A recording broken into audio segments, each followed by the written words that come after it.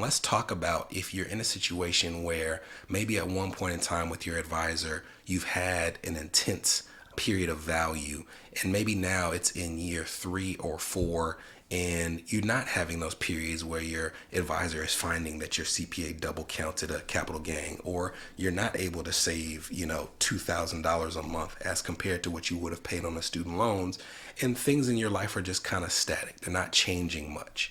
And we have many clients in that situation where they'll say, should I continue paying you? Should we continue working together when there's not really anything that's changed this year as compared to the year before?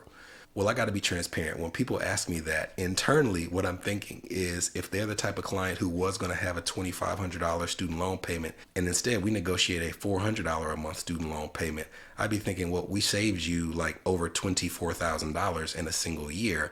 I would think that maybe we undercharged you when we charged you in that year, and it should be okay to have a year where a whole lot doesn't change. But that's not the exact conversation that we have. What I do tell people is the value that you get from a financial advisor is not always going to be linear.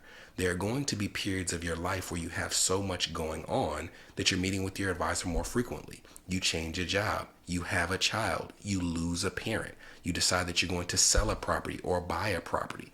Those are periods where you're going to meet with your advisor more often than usual, and it's going to be a period where your advisor is going to be able to show you some value that is probably undercharged as compared to what you're paying them. But that definitely does lead to periods where once you're in that home, you're going to have a stretch where it's like, well, we're in the home. We're not moving for another 3 years. My compensation isn't changing. What now? And there is still benefit to having the oversight of a person who can see ahead, can understand your goals and your priorities.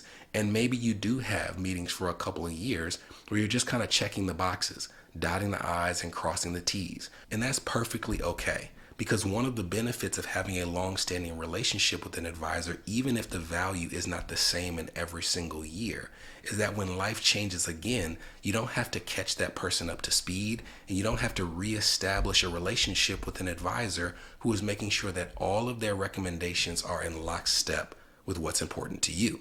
Now, does that mean that everybody needs a financial advisor? No, everybody doesn't need a financial advisor. Does it mean that everybody should pay $6,000? No, that's a big part of why any professional is going to make sure that they have a target market that in terms of income and interest align with how they offer their products and services. So you definitely have to find the right fit in terms of temperament, in terms of price, in terms of services offered, and depth of planning to make sure that relationship fits your needs.